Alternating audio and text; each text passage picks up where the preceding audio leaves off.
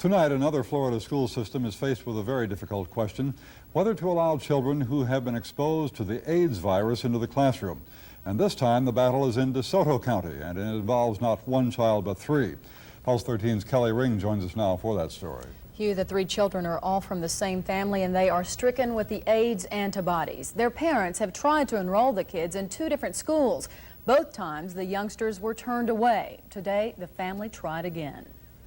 Clifford and Louise Ray and their four children walked into West Elementary in Arcadia today determined to enroll the children in school. But for now, they won't get much further than this doorway. You see, several months ago, the DeSoto County school system decided the children must be taught in a homebound setting, not in the classroom. But the Rays are demanding their children be treated like everyone else. We got to get our children an education. They're going to have to repeat a whole year of school now as it is. That's what homeschooling has done for us, that each one of my boys are going to have to go through the same grade again.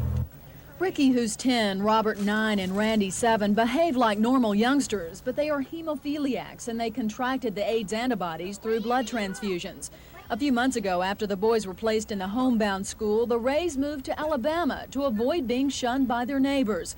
But the school system there would not allow them in the classroom either. So now the Rays are back home with a renewed will to fight. Before, we agreed to stay quiet and not tell anybody, and I'm not doing that this time. I have been requested by Mr. Browning not to notify the media.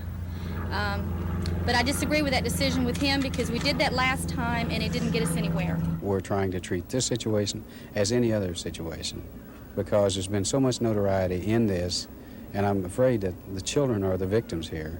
The school officials were reluctant to talk about specifics of the case, but they tell us a committee plans to meet within a month to decide exactly what to do. Meantime, we talked with parents outside West Elementary School this afternoon. Several said the boys should be allowed in the classroom. They have the right to, and they say that it won't hurt the other children, so, how do you put children out? But for now, the Ray boys will not be taught in the homebound setting nor in the classroom. Their parents told us they don't want the boys out of school long, but they are not willing to compromise, Hugh. Well, if they're not going to get an education in either place, either at home or in the school, isn't that a violation of state law?